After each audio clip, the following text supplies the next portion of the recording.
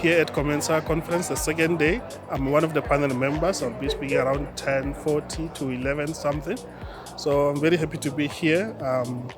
I can't wait to share what I know, especially based on our topic, evidence-based research for coaching and development. So it's going to be very interesting. We're going to be talking about research. Of course, I'm from academia, so my focus will be on how we can enhance COMENSA through publications. They can publish, make articles, so that they become more out there, and then they can share their knowledge with the general population. It's my second day back at COMENSA and I'm loving every minute. I'm a health and wellness coach who only joined this year to be part of COMENSA, and I have loved every minute. The inspiration, the motivation, and the absolute energy that I found in this room is going to keep me going for another 12 months. Thank you so much for this wonderful experience. The experience has been amazing.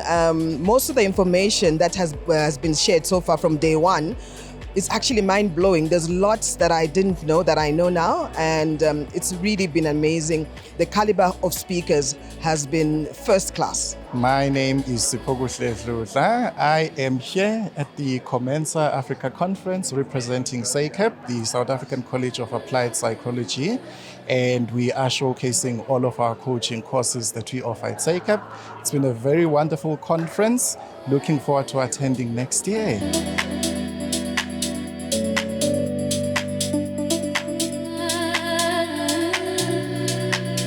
Very good morning and welcome to day 2 of the COMENSA conference. For those of you who were here yesterday, gift the new people.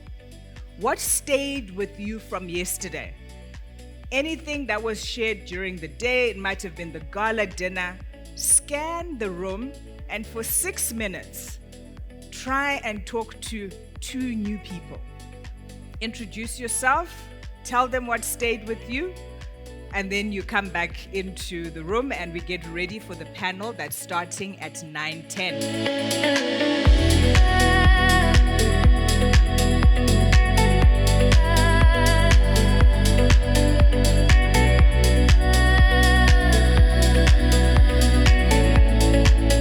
Jeremy Clampett, for those who were at the gala dinner yesterday, got the presidential award. Woohoo! For those who don't know Jeremy, let's make him famous. You want to stand up, Jeremy, so people can see you?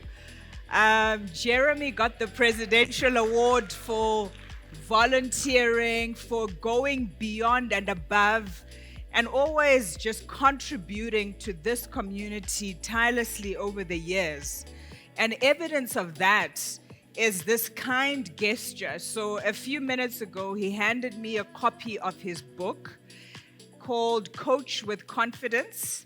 I was lucky enough to get a copy last night and I scanned through it. I was like, ooh, I must sleep tomorrow's work. But this is a fantastic book that you would want in your hands. So, who would like to share an insight from yesterday? First person gets a prize. Ooh, I saw that hand. The lady in blue. Thank you, Madam Chair. My name is Liesel Bailey-Veld. I'm from the Western Cape, the winning chapter last night. Woo-hoo! There were many insights from yesterday, but the one that really stuck with me is the systems thinking. I know that from a science perspective, but to think that your client that sits in front of you is a system within themselves, that operate within a bigger system, which operates in a bigger system. So I thought that was very, very insightful. And the academic literature that, was it Peggy? I think it was Peggy Dr. Marshall. Peggy Marshall that she quoted is definitely on my reading list, yeah. So just remember that your client in front of you is a system. I thought that was brilliant. Thank you. Fantastic. Thank you for that. My brother Peter Manyaka will hand over the book. What landed for me yesterday was at the gala dinner. Yes. Mark's speech just said it all. What we're struggling with, for starters, we are not going to succeed in dealing with the unemployment of the young people in this country. We have to move towards creating a generation of job creators rather than job seekers. So what he put through to us yesterday, that they may get money, but what is the trouble, what is the biggest challenge is how they have to navigate the terrain once they've got the money. So for Spot me, on. that is the best thing that I got yesterday. Thank you so much. Thank you so much, and enjoy the book from Jeremy. The first panel discussion is looking at regulating and professionalizing the coaching, mentoring, and supervision industry. For those who were here yesterday, we are deepening the conversation. We are getting clearer around what needs to be done, what is correct, how we can fare against the rest of the world. President Mohau, over to you and to your panel. Today we are talking about a real serious subject and conversations. Especially, let me start with the proviso of saying we are having a country that is really battling with unemployment.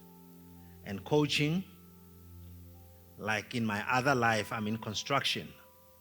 Construction is one of those that creates a lot of employment in the country, and it is open to accept as many people, even mainly from the previously disadvantaged communities. But here we are talking about professionals.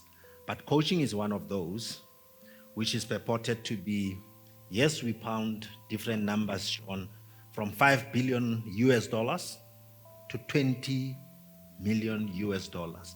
How do we professionalize it? Do we regulate it?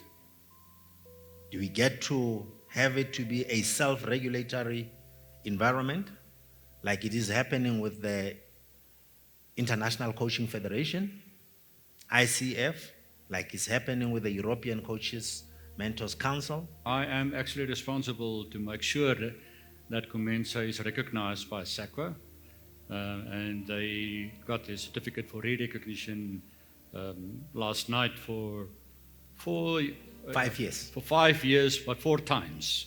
So yeah, congratulations to that also. My role is, as I said, that it's making sure that that COMENSA is recognized. But there's a question that he posed or that he indicated here is on the professionalization of the public sector. I know that NSG is working with SACWA to say how can we make sure the public sector is also professionalized. But on the other hand also, that what's the value of a person being designated by COMENSA? And I think that is your question that you ask, regulatory or regulatory by an act or self-regulatory by the industry itself. And in my opinion, and we will discuss it later also, is self-regulation may be the best way. I'm the chairperson of the membership criteria and standards of competence. Now you understand why we reduced it down to MAXAC, because it's a bit of a mouthful. And our responsibility is to sit at the heart, on the core of COMENSA, and to make sure that our regulations and the application of the measure, I want to use the word, the measure of structure is maintained throughout COMENSA at every level. I also sit in the Department of Education, and I recognize my boss, DG Sishi, and so I sit in both worlds, and I understand what happens when regulations fail and when bodies fail to apply that. And I think we're having a very important discussion today, because it seems like we're at the convergence point and a nexus point in South Africa and globally around coaching standards and making sure there's these ethical practice as we move forward with this very, very sincere and deep growing professional practice. Coaching and mentoring in Africa is important. We need to go there. My role at the National School of Government, I'm the Chief Director I deal with young people, Chief Director for Cadet and Foundation Management. So youth that is coming into the public service for the first time, they go through our doors, education, training and development. That is what we do to equip and empower them for the work in the public service. But in terms of coaching, we have coaching programs through the school, and I'm a coach myself. I went through the University of Stellenbosch. That is where I was qualified as a coach. But further than that, I work with the youth in the public service on a program which is called ELIPS, emerging leaders in the public service, where we are coaching these young people, empowering them, and ensuring that we prepare them for future leadership roles. I'm equally passionate about being a master practitioner coach with COMENSA and also supervisor coach.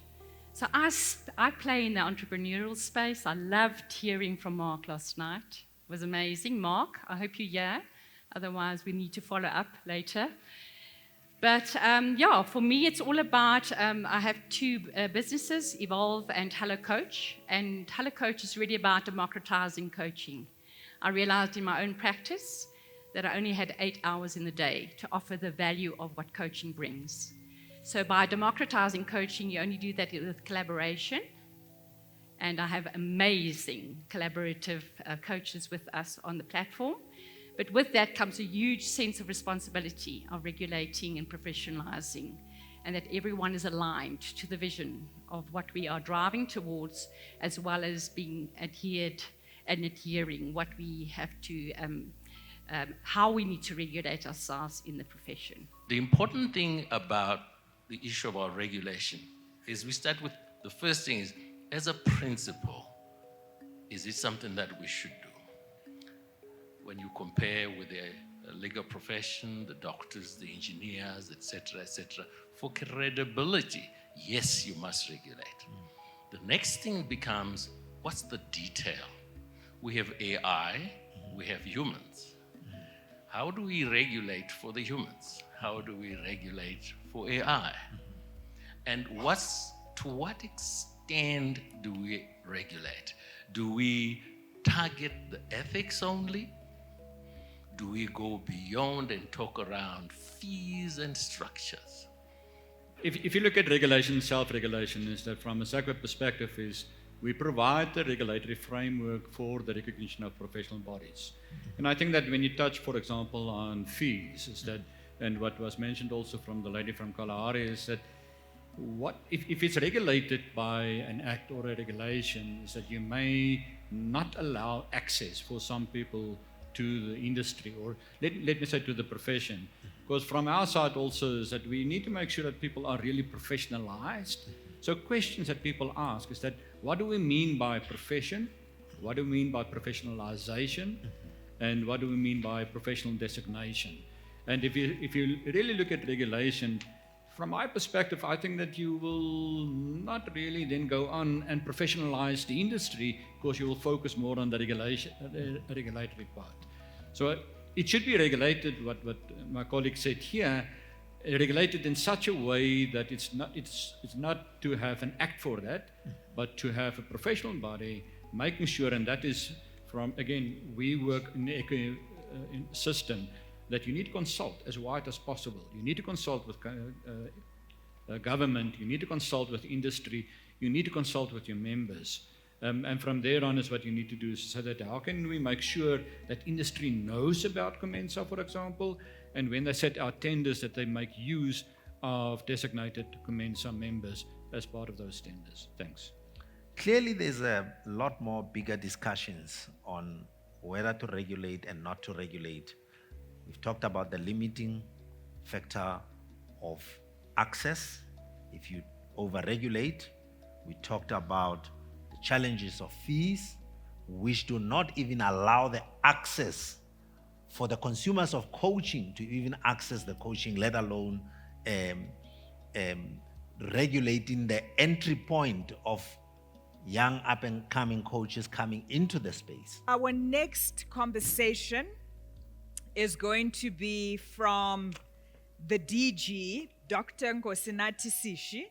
Topic is professionalization of the public sector and role of coaching and mentoring. I take this opportunity to recognize the leadership of COMENSA, the president, and all executive supporting the leadership of this fantastic organization.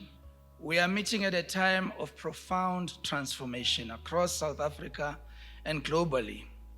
We are witnessing rapid technological change, shifting labor market dynamics, the transition towards greener and more sustainable economies, an increasing complexity in public sector governance and service delivery.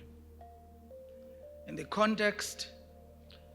context, the question before us is not whether coaching and mentoring are important, but whether we are institutionalizing them as core capabilities within the state and broader society.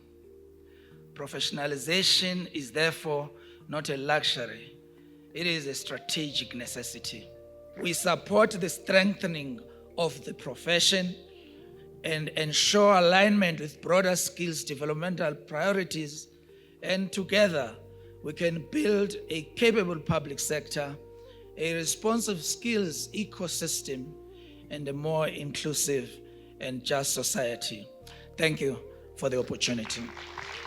Session 3, we have a panel discussion which will be facilitated by Prof. Nikki Tereblanche, which is evidence-based research and development in coaching, mentoring, and supervision. Maybe Joyce, let's start with you. How would you explain to an audience who haven't done research before, what is this thing called research? I think it's important to be able to understand that research is a deliberate and contextual way of saying, I'm going to look for information, and that information needs to be scientific. In terms of research, for example, you have to have a question in mind first. There should be something that you want to find out. And when you find out whatever it is that you are intrigued about, for example, if you want to be a coach, and then you come and you're saying, I'm going to join COMENSA. And when you join COMENSA, they tell you, no, there's credentialing. If you don't have a clue what is credentialing, if you don't know what research is, then you'll be wondering and be like, maybe I don't qualify. But if you can have someone and ask, what is credentialing? What does that mean?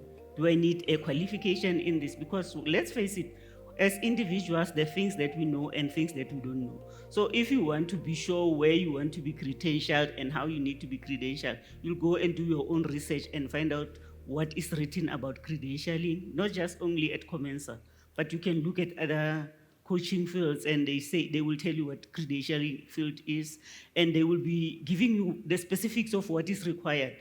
And then you'll check. So you'll do it either for yourself or for other people. So research is a systematic way of looking at things that you want to understand in an effort of getting to know this better and ultimately make a contribution and informed decision. So, Patrick, maybe to you, maybe explain to the audience the process of going from an idea of what you want to research, but ultimately to publish it in a peer-reviewed academic journal. What does that process look like? I think we will simplify it. The key issue here is what problem are you trying to resolve? And then based on the problem that you're trying to resolve, how do you intend to communicate that to the rest of the world? I think that's where publication comes in. And I don't want to scare you. It's a longer process than you might think. But the key here is, based on the problem that you've identified, what is the theoretical underpinning out there that could help you explain what you're trying to resolve? And the key other issue then becomes, what method are you going to use to resolve it? And depending on what the outcome and the outputs are, you can then decide which of the potential publication houses can you use. What is the essential difference between a coach going out there, reading up, doing a bit of research, versus an academic asking the same question and going all the way through to it being published? From your perspective, colleagues, as coaches and mentors, when you do the interviews or the personal sessions with your clients, that is what you call data collection. You are collecting what we call qualitative data, the interviews. So for you to be able to publish that, before you do that interview or that session with that client of yours, have them sign what you call an informed consent. Ask them to give you permission to use that information for research purposes. If you do that, you can maybe from there, if you are clueless about the whole process, you can partner with an academic and then you can publish that. that will be publishable, that will be scientific, because you did the first important ethical step by asking for their informed consent. So in terms of the process, Nikki, my colleague said, we don't want to scare you, but it is a long process. We're not talking publishing in a magazine or in a newspaper. We are talking peer-reviewed journals. We talk about something called a D-head list. That journal, for our purposes, for our incentive purposes, it should be on the D-head list, meaning that journal has been approved that it publish quality content. But maybe a last question to you, Prof. Machi. So if COMENSA were to give you a lot of money now to go and do a research study, I'm hinting, by the way, that COMENSA will provide money for research. What kind of study would you design right now for coaching? For our colleagues, I think I would organize what we call a writing retreat. Just give them the whole research writing process, writing for publication. I think that's where we'll start. Okay, so teaching people how to write. This morning I'll be speaking on recognition and mobility in coaching and mentoring. I'd like to start by saying congratulations to COMENSA on your 20th year milestone and for hosting such an engaging and thought-provoking conference. I'm here representing the South African Qualifications Authority, fondly known as SAQA, to all of you. And I bring greetings from the COO, Dr. Makapa Makafola, who unfortunately could not join us today. One of the things I've learned today and yesterday is that this profession of coaching and mentoring is growing. More and more people are entering the space, and more organizations are getting invested, and the impact is becoming clearer. One of the words that has really been, yesterday the key word was ethics. Today's keyword seems to be access. But at the same time, we have the system around this profession and this entire system that is complex. There are different standards, different designations, different pathways, different ways of recognizing people's skills, different terminology, certification, access, recognition.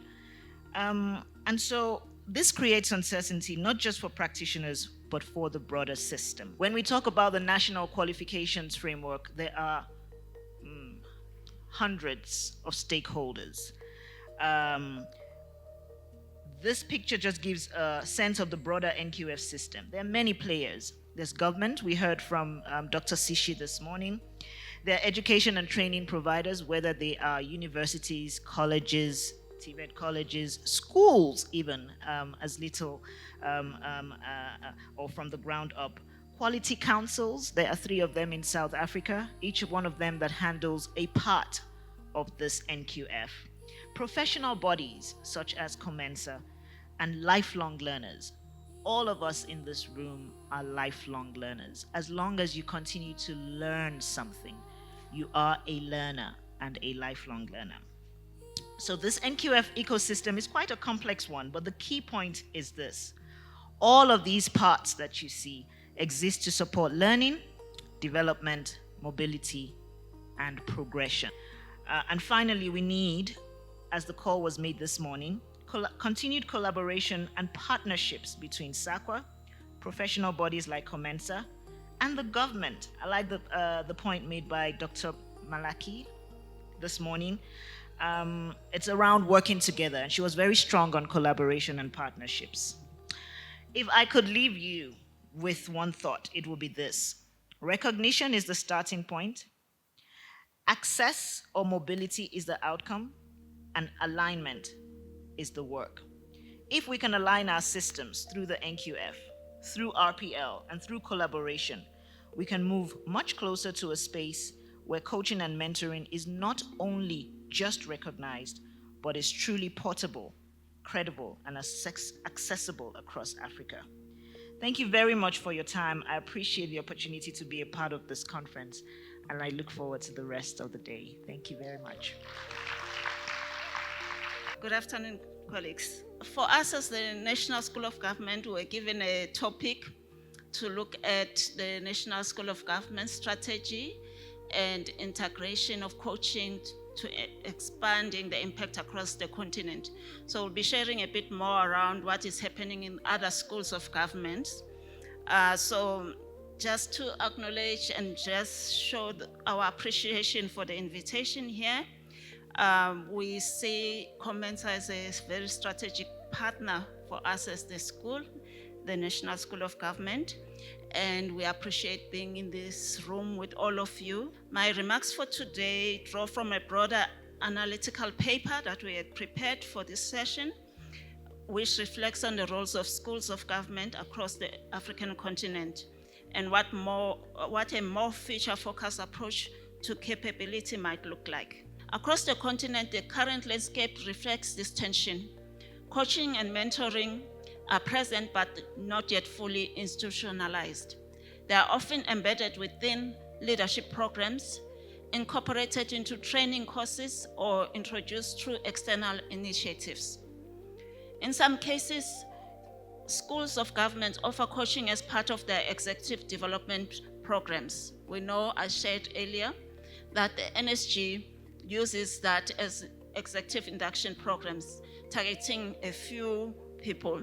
But we've also learned from that and expanded it to now to be a standalone service that we offer and that is available. My reflection to you, if the government is the biggest employer in South Africa, as COMENSA,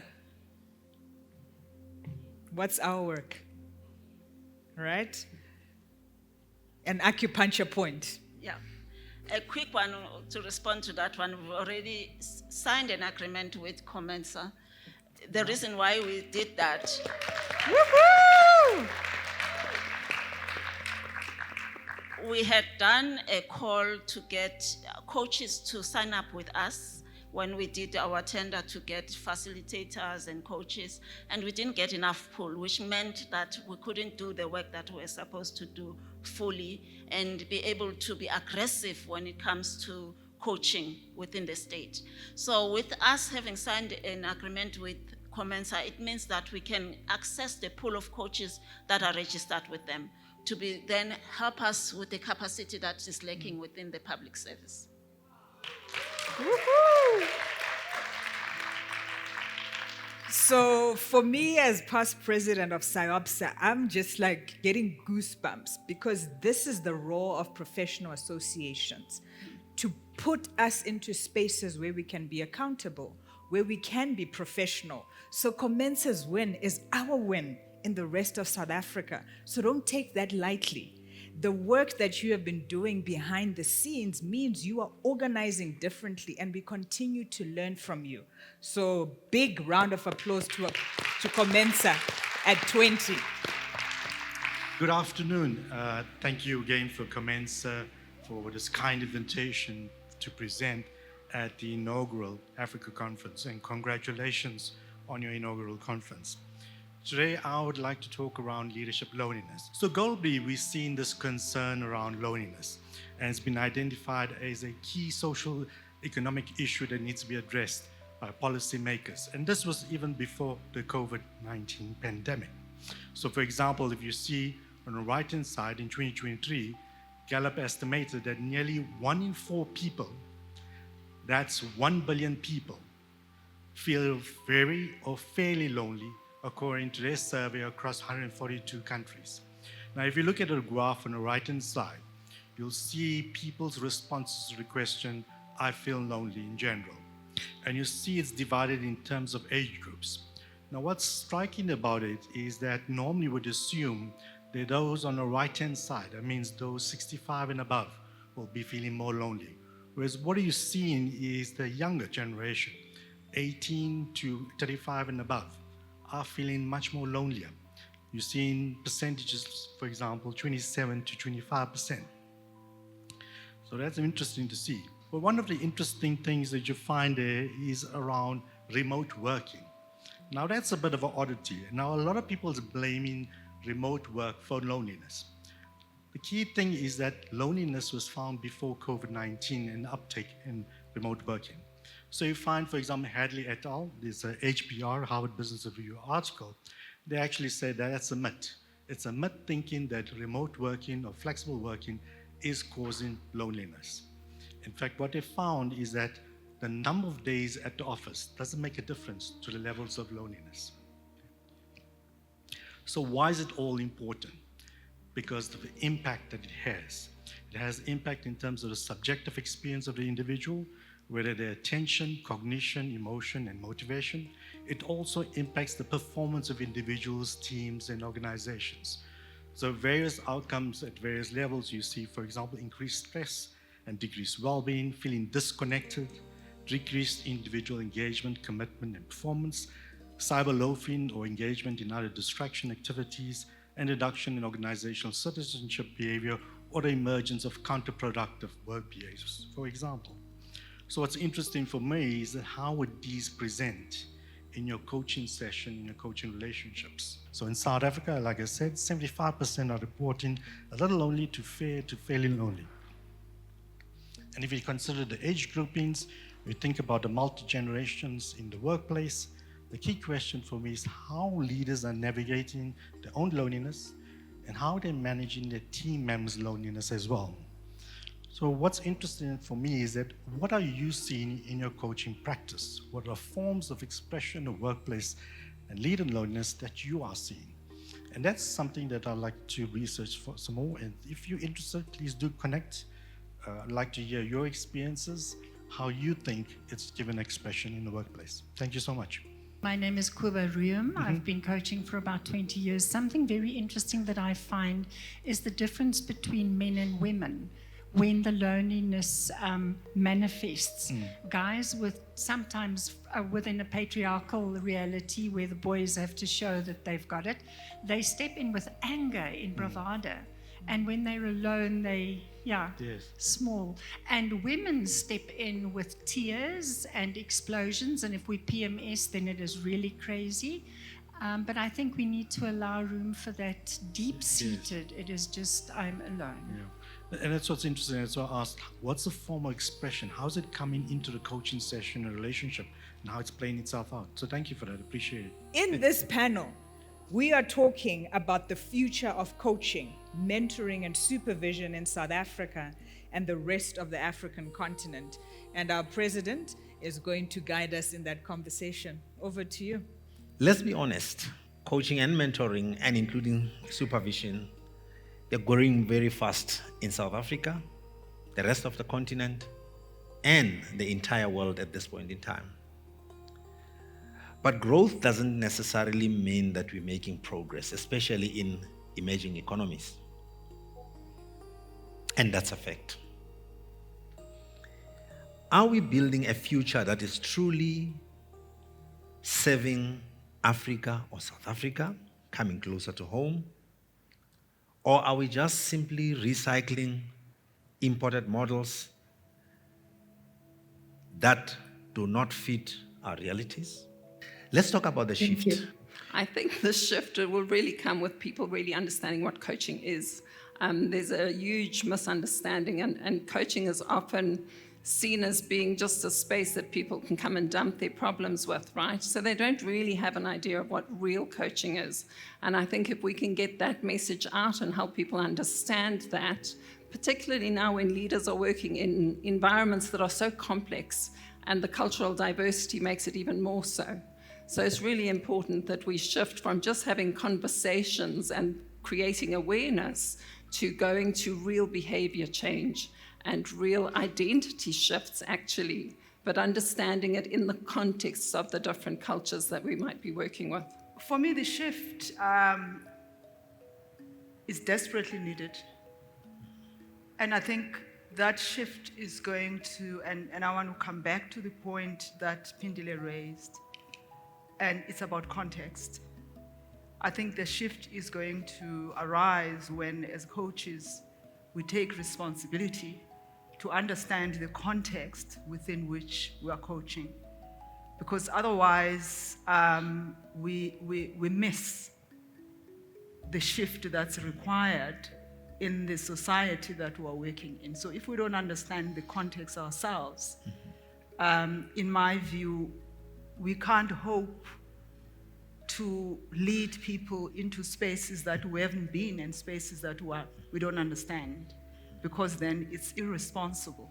So that's why I said I'm going to be fairly provocative here, because my challenge to coaches is if we don't understand the context within which our clients exist,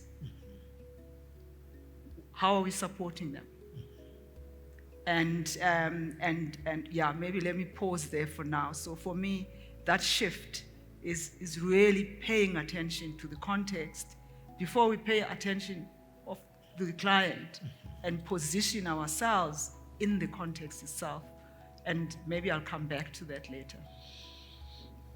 The conversations are not being about comfortable, and I really am excited with you being provocative, because this is exactly what we need. If we are to make a shift, then there'll have to be tough talks. Then there'll have to be tough engagements. And this is what I would wish this panel is going to be focusing on, that, because shift doesn't happen in gentle, sweet, and swift ways.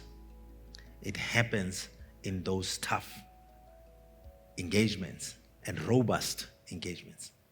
Madam Lepa. Thank you very much. So my work sits at an intersection of strategy, human development, and ethical leadership. As I said, I'm responsible for senior management and professional development. So the shift for me, for coaching and mentoring in the public service, is moving away from a nice to have.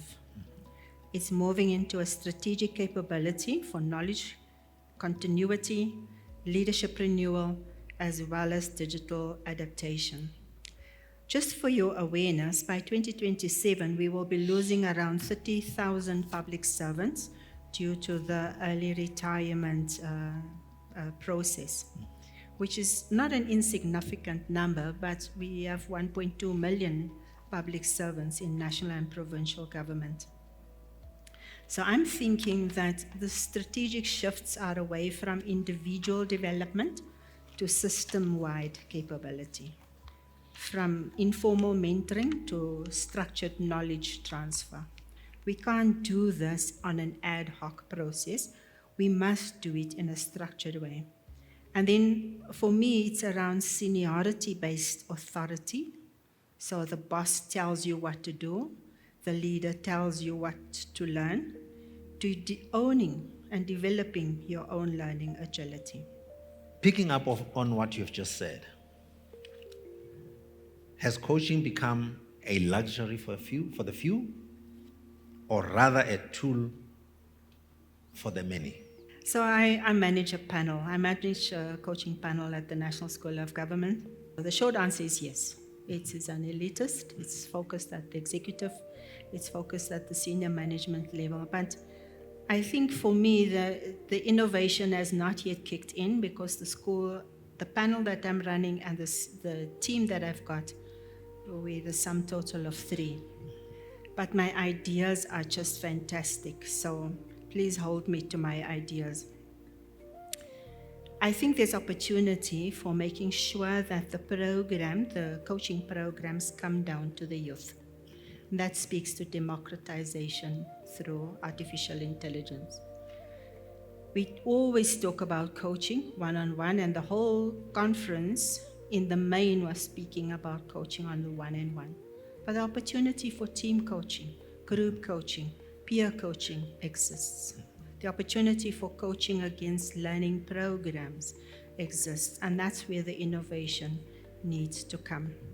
And I think the last thing about coaching being elitist is, are we as COMENSA evolving fast enough? Are we evolving fast enough to become inclusive, developmental, and systems-wide, so we allow the growth and the development of coaching, mentoring, supervision to permeate into the public service? Dr. Sonny, you talked about humanity in coaching. Yes. Are we being humane with coaching? Is anyone a problem here? Are we adding to the problem, or are we being part of the solution? Okay, those are big questions. Yes. Us as coaches, I mean, we could be actually leaving the humane part of coaching, and we're focusing on ourselves, what benefits us, and we leave behind the essence at the heart of what coaching was intended to be addressing. Over to you. Sorry. So there are about 10 questions in what you've just said. So first of all, I think I want to say a couple things. We have not integrated coaching and mentoring responsibly in institutions, in education, in the workplace. Coaching, mentoring and coaching, which maybe you could call it tutoring in education, that should be the first place where children, students, young people encounter. And everybody, I hear there's a bit of a lag with what I'm saying, so tell me if I need to speak more slowly. If we started coaching and mentoring in schools, then as children went through their educational years, by the time they got to matric, they would already have had a number of mentors, maybe co-mentors, and maybe coaches. So maybe our tutors that are working with children should be taught how to coach a little bit better. But the one thing that is missing in our schools is proper mentoring. And it could start there. And I think that's a big, big gap. So I've always had tutors for my children, and I have my youngest grandson is in his matric year this year, and it's pretty tough. And he's working with a tutor who I have also trained to be a coach. So she helps him to think, not giving him answers.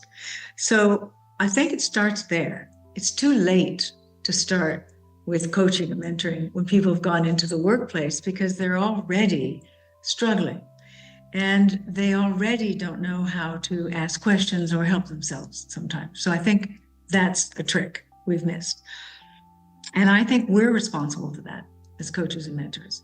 The other thing is, in organizations, we haven't integrated coaching and mentoring properly. And just from some of the things that our panelists have already spoken about, there is an inequality in that more senior executives and managers to date have received the coaching, and it's been up to now, it's been very expensive. The price is coming down because organizations are fighting against such high prices, but still some people can get away with it. We need to have mentoring available at all levels in an organization and senior levels, and the seniors aren't necessarily the ones to be the mentors. The younger, technologically informed people are often coaching colleagues that are 25 years older than them, because those 25 years older aren't technologically trained. So what I'm saying is there should be an integration of coaching and mentoring in the workplace. And yes, we are responsible for that as coaches and mentors. We should be talking about how do we do it? How do we help organizations to do that? That's one of the things that I work with in organizations. So in terms of humanity, there is much humanity missing in the workplace. And we all know that. Corporates are poisonous, they're toxic, they're difficult.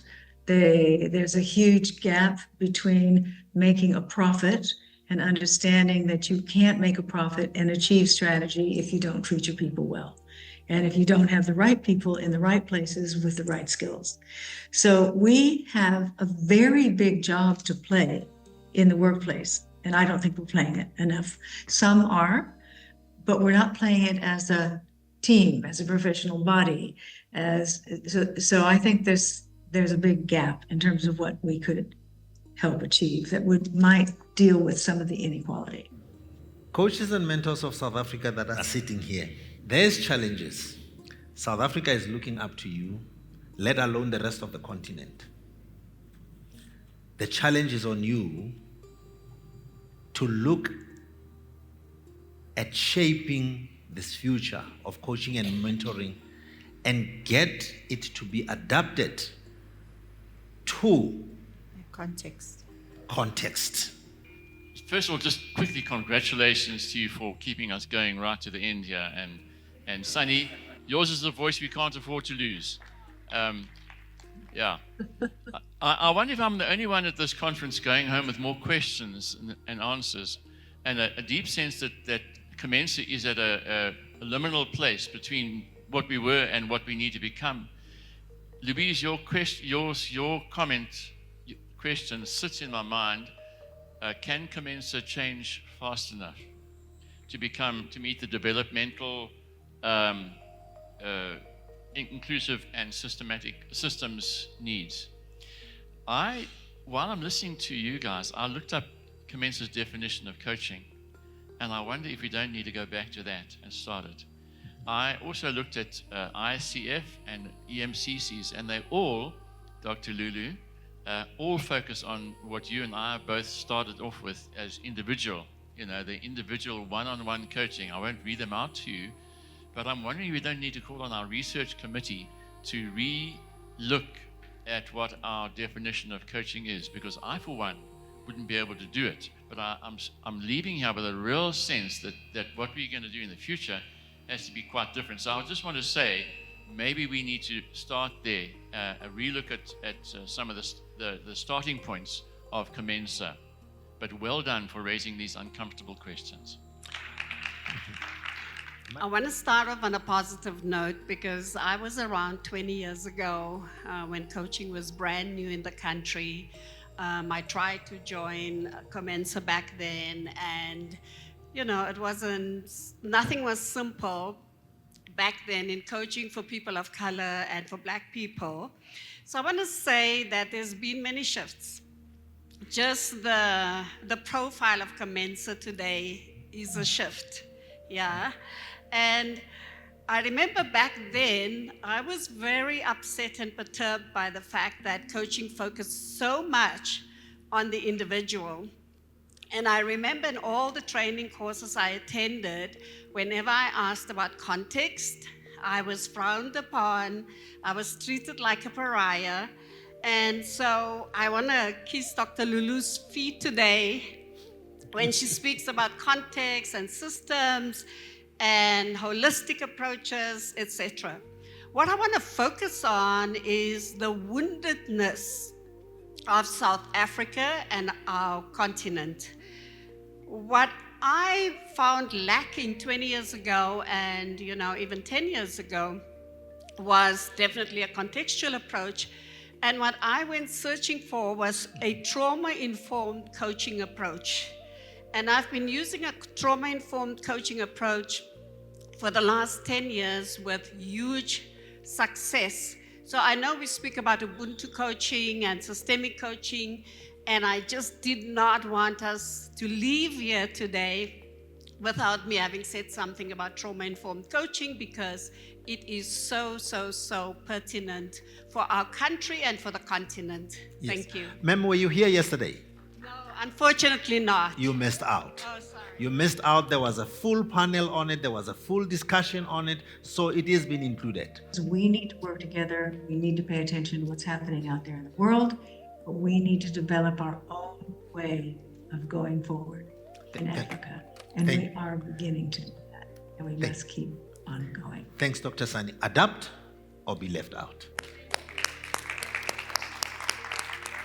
Thank you very much, President Mohau. Thank you so much to your panel. So we have on the program some acknowledgements from Farah, our conference committee lead. Good afternoon, everybody. I know it's the final stretch. It's really the final stretch, and I'm so grateful that you are all still here with us. As we come to the close of our inaugural 2-day conference, I stand before you with a deep sense of gratitude, pride, and reflection. Over the past 2 days, we have engaged in meaningful dialogue, shared knowledge, challenged perspectives, strengthened our collective commitment to advancing the coaching and mentoring profession, and enjoyed some strategic networking. An event of this caliber and magnitude is never the work of one person. It's the result of many hands, many minds, and many hearts working together. It is a privilege to have been trusted with the position of task team lead. So I'd like to recognize those who made this conference a success. Once again, to each and every one of you, thank you. Thank you for your presence. Thank you for your contribution. Thank you for your commitment to this profession. As we close the conference, let us leave not only inspired, but committed to continuing this work. Thank you. We have spent 2 days at the conference together with two of my colleagues, including the gala dinner.